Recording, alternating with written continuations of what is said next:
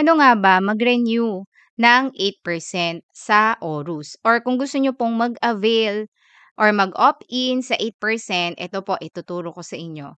Hello, ito po ulit si Mami Chris. Ang mga contents ko dito ay tungkol sa BIR ng mga online sellers at paano maging seller dito sa TikTok and sa Orange app. Kung gusto niyo po ng gantong mga contents, i-follow niyo lang po ako.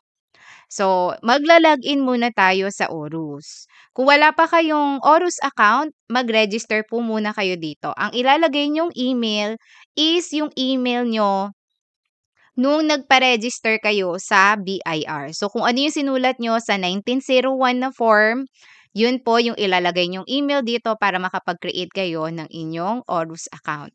So, yan, nakalagin ako. Then, pipindutin po natin itong update information. Then, ito pong correction, change, update of registration. Update information. Click nyo lang po kung head office or branch. So, karaniwan naman ay head office or yan lang yung inyong business. So, head office lang po yan. Then, click nyo po yung validate. Lalabas po dyan yung inyong information. Double check. Then, click nyo po itong update information and i-click ang avail of 8% tax rate option. Then, click nyo din po itong ito, then click continue.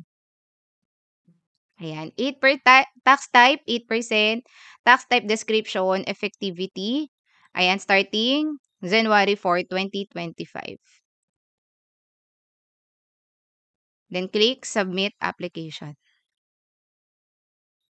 Lang po itong mag-loading. Then, confirmation, congratulations, your application for information update is approved. Ayan. So, start nitong January 4, 2025, naka 8% ka na ulit. So, for the 2025 taxable year, naka 8% ka na. Then, click nyo lang po yung proceed. So, makikita nyo na din dito na may update. Ayan. So, ito yung ating ginawa. Hintayin nyo lang po to. Generating preview, please wait. So, yan. Makikita nyo dito kung kailan nyo siya ginawa, kung kailan kayo nag-apply. Then, tax type 8%, then tax type description. Ayan. So, pwede nyo din po itong i-print for your proof and documentation. So, yun lang po mga momshies. Yung pag-avail nga pala ng 8% ay hanggang bago mag-initial filing or mag-due date ng inyong initial filing for 2025 taxable year. So, kung naka 3% ka, yung percentage tax nyo po, dapat po, bago po mag-end yon yung inyong filing ng percentage tax ay dapat makapag-avail na kayo ng 8%.